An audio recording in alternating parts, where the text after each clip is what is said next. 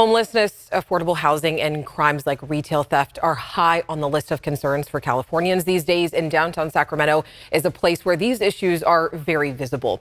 Today, the council member representing that area, Katie Valenzuela, announced that she plans on seeking another term. So, of course, Becca Habegger sat down with her and her challenger to discuss their goals for addressing these chronic issues. I'm here to announce my re-election campaign for City Council. Councilmember Katie Valenzuela represents Sacramento's District 4, which includes downtown, Midtown, and the W-X Broadway corridor. I know we have so much work to do. We've gotten so much started, but I want to stay in it because in the end, I love Sacramento. I'm running for Sacramento City Council District 4. The election's about a year away. Phil Pluckebaum is challenging Valenzuela for the District 4 seat. After the next election, with redistricting, it will include East Sacramento and no longer include the Land Park area.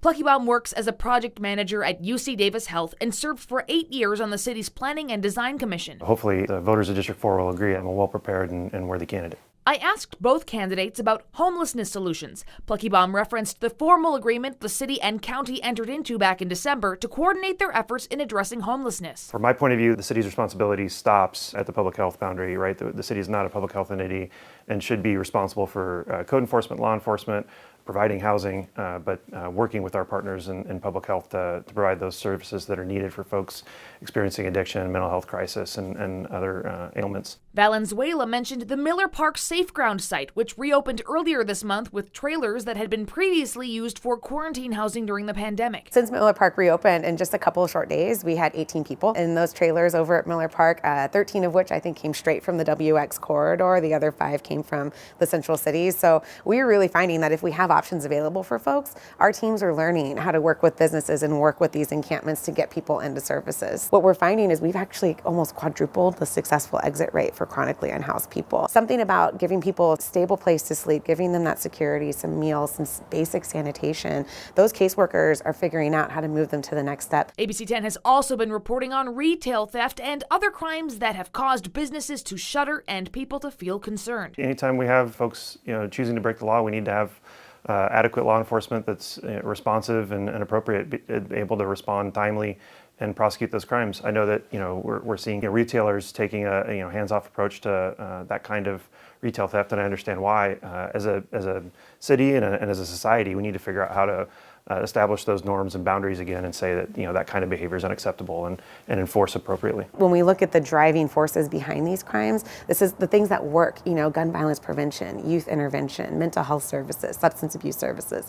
How much of this can we take off our plate so that our officers can focus on those crimes that may still happen anyways? Becca's with us now. And Becca, you were telling me something interesting earlier. You were saying that this race is a little unusual because of the challenger running against Valenzuela. Yeah, often we see someone running against an incumbent because they think the incumbent is in some way falling short and the challenger thinks they can do a better job for the constituents.